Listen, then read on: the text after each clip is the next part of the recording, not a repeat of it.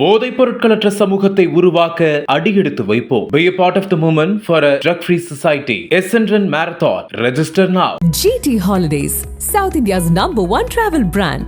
You know you are special when you're with GT Holidays. வந்திருக்க ஆட்களுக்கு பசி இருக்கோ இல்லையோ, நாசர் சாருக்கு நிகழ்ச்சி தொகுப்பாளருக்கு பசியில் இருக்கீங்கன்னு இல்லாத பசியை ஞாபகப்படுத்திருக்காங்க. பசி தொடர்பாக ஒன்று சொல்கிறேன். எல்லாருக்கும் சாப்பாடு இங்கே இருக்குது, சாப்பிட்றதுக்கு 10 நிமிஷம் மட்டும் தான் நேரம் இருக்குது. இவங்க 2 பேர் பேசி முடித்தோன்னே எல்லாரும் சேர்ந்து மருது சாரோட இங்கேயே சாப்பிட்டுட்டு, மருதனோட இங்கேயே சாப்பிட்டு திரும்ப மட்டும் நிகழ்ச்சிக்கு வந்துடலாம். கோபாலன் பேச கூப்பிட்டு மேடைக்கு வந்து கோபாலன் பேச காத்துக்கிட்டு இருக்கும் பொழுது, அதற்குள்ளே வாஷிங்டன்லேருந்து ஒருத்தர், சிக்காகோலேருந்து ஒருத்தர், கனடாலேருந்து ஒருத்தர் மேடைக்கு வந்து ஆகா இது கல்யாண வீடு மாதிரி ஆயிடுச்சு அப்படின்னு நான் நினச்சிக்கிட்டு இருந்தேன். கோபாலன் சரிப்பா நீங்கள் முடிங்க அப்படின்னு மறுபடியும் போய் உட்காந்துட்டாங்க.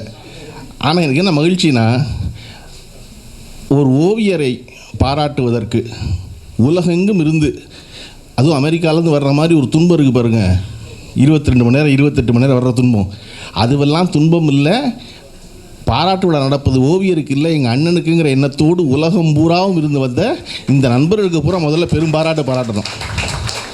அப்புறம் கோபாலன் சொன்ன மாதிரி, என்ன நீங்கள் வந்து அமெரிக்காவில் வந்து $300 கொடுக்குறீங்க அப்படின்னா, அண்ணே அந்த சங்கத்தில் இருக்க ஒருத்தர் கொடுக்குறது, சங்கத்தில் 300 பேர் இருக்காங்க, நீங்கள் அதை ஞாபகத்தில் வச்சுக்கணும்.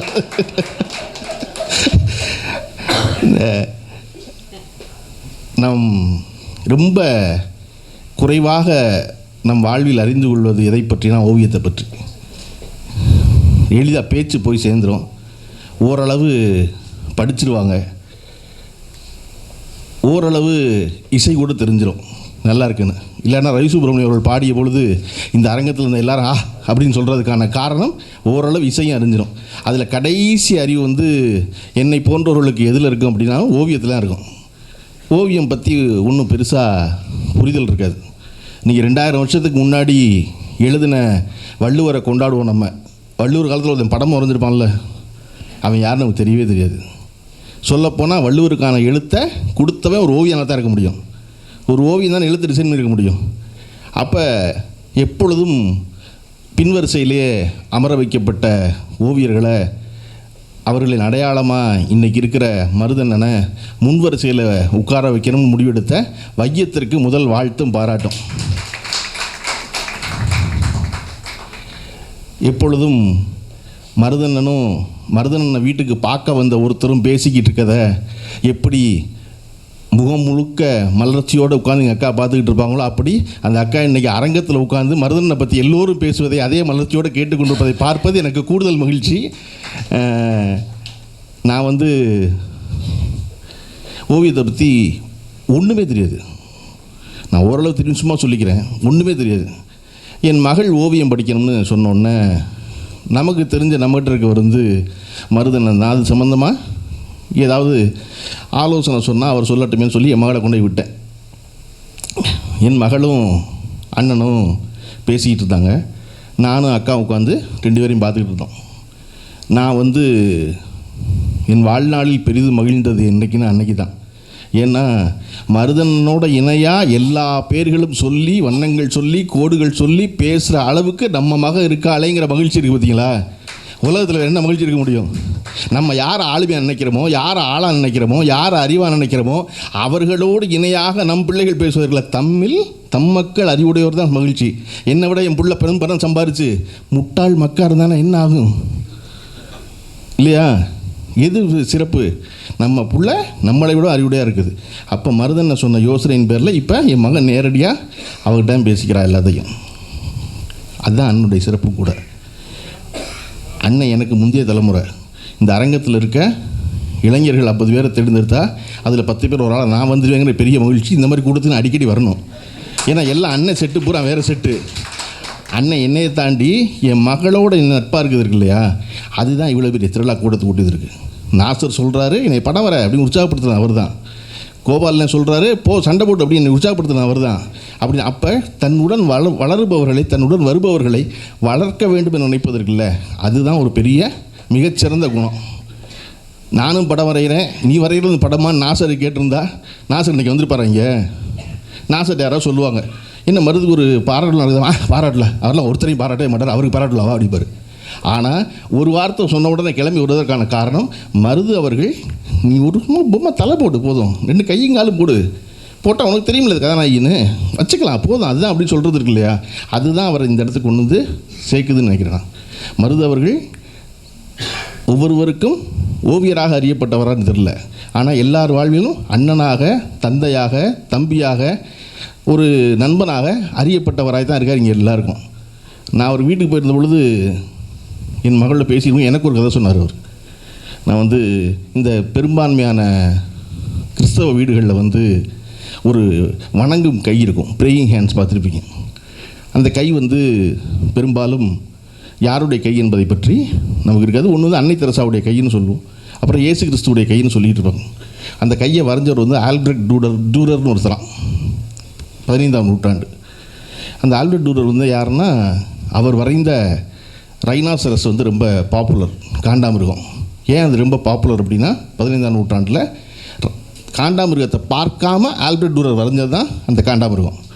அந்த காண்டாமிருகம் எப்படி போன காண்டாமிருகம்னா, ராஜஸ்தானுடைய அன்றைய சுல்தான் தன்னுடைய போர்ச்சுகல் ஃப்ரெண்டு மேனுவல்ங்கிற மண்ணுக்கு பரிசாக அனுப்பி வைக்கிறாங்க குஜராத்தில். போர்ச்சுகல் மண் மகிழ்ந்துடுறான் அந்த காண்டாமிருகத்தை பார்த்து. ஏன்னா கிரேக்க காலத்தில் இருந்தது ஐரோப்பாவில் காண்டாமிருகம், அது பேர் காண்டாமிருகம் இல்லை. கிட்டத்தட்ட 1500 வருஷம் கழிச்சு ஒரு காண்டாமிருகம் வந்திருக்கு நமக்கு அப்படின்னு போராள் வராளெல்லாம் கூப்பிட்டு காமிச்சு மகிழ்றான் அந்த மேனுவல். இப்போ மன்னனுக்கு போர் அடிக்கும்ல, வேலை இல்லைல்ல, சும்மாவில் இருப்பான். அப்போ அவன் என்ன நினைக்கிறான், இதுவரை நம்ம பார்த்த மிருகத்திலே பெரிய மிருகம் யானை தான். இப்போ யானை மாதிரி ஒன்று வந்திருக்கு, சும்மா தான் இருக்கும்.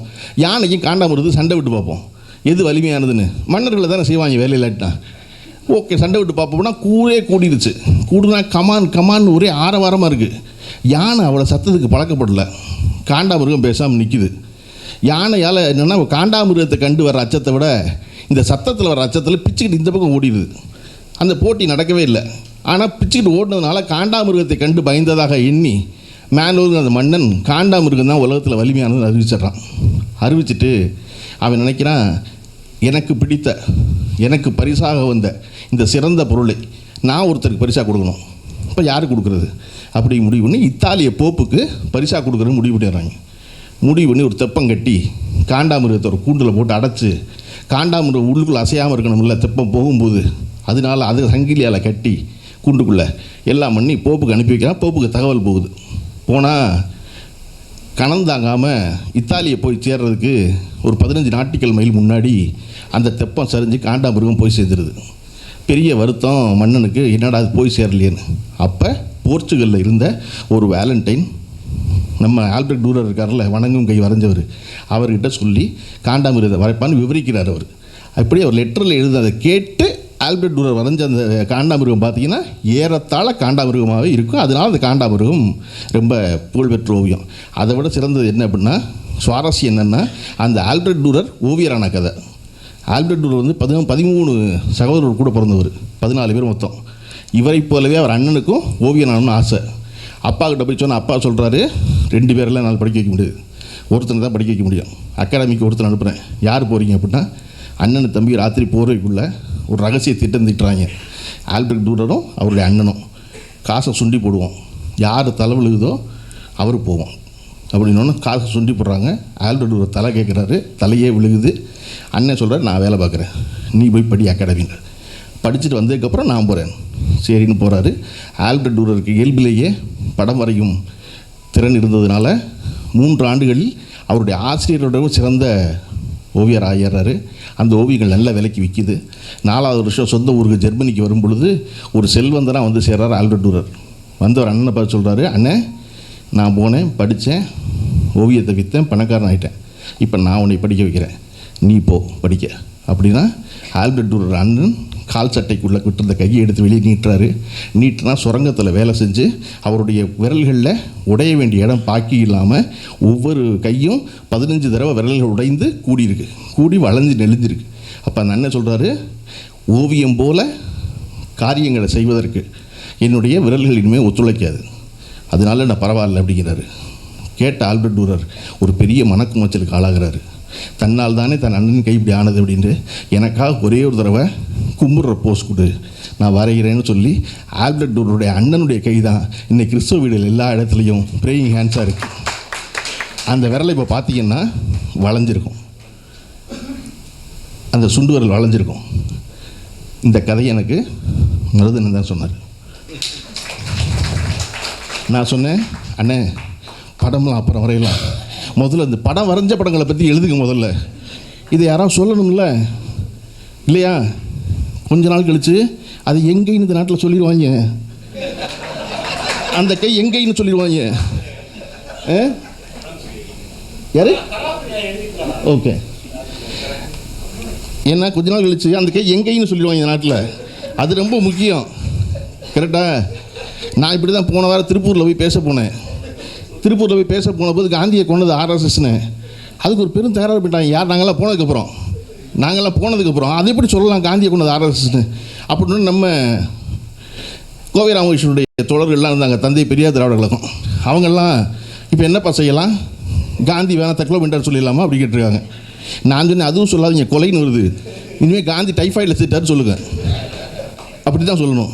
உடனே ஒரு அறிக்கை எனக்கு வேறு ட்விட்டரில், கருப்பள்ளியப்பன் உடனடியாக மன்னிப்பு கேட்க வேண்டும், இல்லை என்றால் நீதிமன்ற படியேற நேரிடும் அப்படின்னு. நம்ம விஜயசங்கர் இருக்கார் பாருங்க,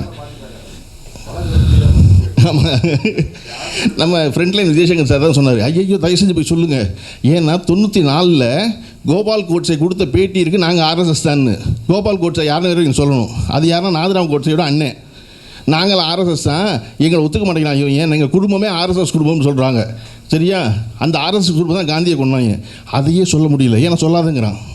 அப்படிங்கும்போது இந்த வணங்குகையை பற்றி வரலாறுலாம் நம்ம சொல்ல வேண்டியது ரொம்ப முக்கியம். இது கோபால்னே மருதனை சொல்லி நான் சொல்லலை, நான் அவர் சொல்லி தான் சொல்கிறேன், அவர் சொல்லலை. ஆனால் இந்த அரசியலை முன்னெடுத்தவர் அவர் தான்.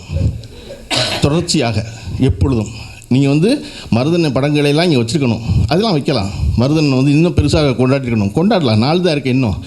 நம்ம அண்ணன் திரும்ப சொன்ன மாதிரி 100 வருஷம் இருக்க போகிறாரு, 10 வருஷம் கழிச்சு மறுபடியும் இன்னொரு பெரிய விழா நடக்க வேண்டியதானே. ஆனால் அந்த விழாவில் ரொம்ப முக்கியமாக வைக்க வேண்டியது மருதனை வரைஞ்ச அம்பேத்கரும் பெரியாரும் ஒருவர் தோளில் ஒருவர் கை வைத்து கொண்டிருக்க பொருள் இருக்க படம் இருக்குல்ல, அந்த படத்தை கொண்டு பெருசாக முதல்ல வைக்கணும். தொடர்ச்சியாக இந்த பெரியாரை பற்றியும் அம்பேத்கரை பற்றியும் இந்த அரசியலை பற்றியும் என்னை போன்ற அடுத்த தலைமுறைக்கு, எனக்கு மட்டுமில்லாது என் மகளுக்கும் தொடர்ச்சியாக சொல்லிக்கிட்டு இருக்க மருதவர்கள் கொண்டாடப்பட வேண்டியதுதான். ஆனால் எப்படி கொண்டாடணும்? அரசாங்கமும் சேர்ந்து கொண்டாடணும். நம்ம தெரிஞ்சவங்க 10 பேர் சேர்ந்து கொண்டாடக்கூடாது. அதனால தான் பாலகிருஷ்ணன் சார் அரசாங்கம் ஒரு வீடு கொடுக்க வேணும்னு சொன்னார். உங்களுக்கு தெரியுமா? சோ தர்மனுக்கு வீடு கொடுத்துருக்கு அரசாங்கம். நீங்கள் சோ தர்மனுக்கு வீடு கொடுத்து நினச்சக்கூடாது இல்லையா? சோ தர்மனுக்கு வீடு கொடுத்துருக்கு, அது எனக்கு ரொம்ப சந்தோஷம்தான். எந்த எழுத்தாளருக்கு வீடு கொடுத்தாலும் சந்தோஷம்தான். ஆனால் மருதனுக்கு வீடு கொடுக்குறது ரொம்ப முக்கியம். அது அவர் கேட்க மாட்டாருங்கிறது தான் உண்மை. யாருமே கேட்க மாட்டாங்கல்ல. இயல்பாகவே கலைஞர்கள் விண்ணப்பித்தா விருது வாங்க மாட்டாங்க. அது சேரணும். நீங்கள் ஒருத்தர் இந்த சமூகத்துக்கு சிந்திக்கிறவர் தான் பத்திரமா பாதுகாக்கப்பட வேண்டியவர். நான் சொல்லுவேன், என் வாழ்நாளில் நான் என்ன பேர் வாங்கிடக்கூடாதுன்னா, அந்த பஸ் ஸ்டாண்டில் மஞ்சள் பையோ நிற்கிறார் பாருங்க, ரொம்ப நல்லவருங்க அப்படிமாங்க, வேண்டாம் எனக்கு. அவன் எப்படி சொல்லணும்னா, அவன் பஸ் ஸ்டாப்பில் நிற்கட்டும், அந்த பெரிய காரில் போகிறான் பாரு, அவன் ரொம்ப நல்லவன்னு சொல்லணும். அப்போ தான் பக்கத்தில் கேட்குறவனுக்கு தெரியும், ஒரு நல்லவன் காரில் போவான் போலக்கு அப்படின்னு தெரியும். அந்த மாதிரி ஒரு பெரிய வீட்டில் மருதன் இருக்கும்போது அந்த ரோட்டில் போனேன்னு ஒரு பெரிய வீடு இருக்கும், அந்த வீட்டில் இருக்கிற அந்த ஓவியர்னு சொல்லணும் இல்லையா? அப்படி சொல்கிற மாதிரி வச்சுக்கணும். அதனால தான் பாலகிருஷ்ணன் அவர்கள் இது நம்ம எல்லாருடைய பொறுப்பும்னாரு. அது என் ஒருவன் பொறுப்பல்ல, எல்லார் பொறுப்பும்னாரு. பொறுப்பை உணர்ந்த இந்த அரசும் இந்த முதல்வரும் ஆவணம் செய்வார்கள் நான் நம்புகிறேன். செய்ய வேண்டிய இடத்திற்கு முன்னெடுத்திருக்கோம், அது நடக்கட்டும். தொடர்ச்சியாக மருதனனை பற்றி எல்லோரும் பேச காத்து கொண்டிருக்கிறார்கள். மருதனனை பற்றி குறைவாக தெரிந்த நானே இவ்வளவு பேசுகிறேன், அப்போ நிறைவாக தெரிந்தவர்கள் இன்னும் நிறைய பேசுவார்கள். அதற்கு கூட தொடர்ச்சியாக அண்ணன் தொடர்ந்து பேசணும். மருதனை எனக்கு சொன்ன தகவல் போல், என் மகளுக்கு ஊட்டிய அறிவு போல தொடர்ச்சியாக வெளியே பேச வேண்டியது முக்கியம். உங்களுடைய ஓவியங்கள் 100 கதைகள் பேசக்கூடும், ஆனால் அது என்னை போன்ற அஞ்ஞானிகளுக்கு புரியாது. வார்த்தைகள் கேட்டே பழக்கப்பட்டவர்கள் நாங்கள். அதனால் இன்று முதல் நீங்கள் தொடர்ந்து பேச வேண்டும் என்பதை என்னுடைய வேண்டுகோளை வைத்து விடைபெறுகிறேன். நன்றி, வணக்கம். நக்கீரன் டிவிக்கு சப்ஸ்கிரைப் செய்யுங்கள். உங்கள் ஆதரவே எங்கள் பலம். ஆசிரியர்களுக்கு நண்பனாகவும் மாணவர்களுக்கு ஆசானாகவும் திகழும் தேர்வு வழிகாட்டி ஒவ்வொரு பாடத்திற்கும் அனுபவமிக்க ஆசிரியர்களின் துல்லியமான தெளிவான விடைகள். CNC இருக்கு, தேர்வு பயம் எதற்கு? இது தீரன் பப்ளிஷிங் ஹவுஸ் விற்பனை வெளியீடு.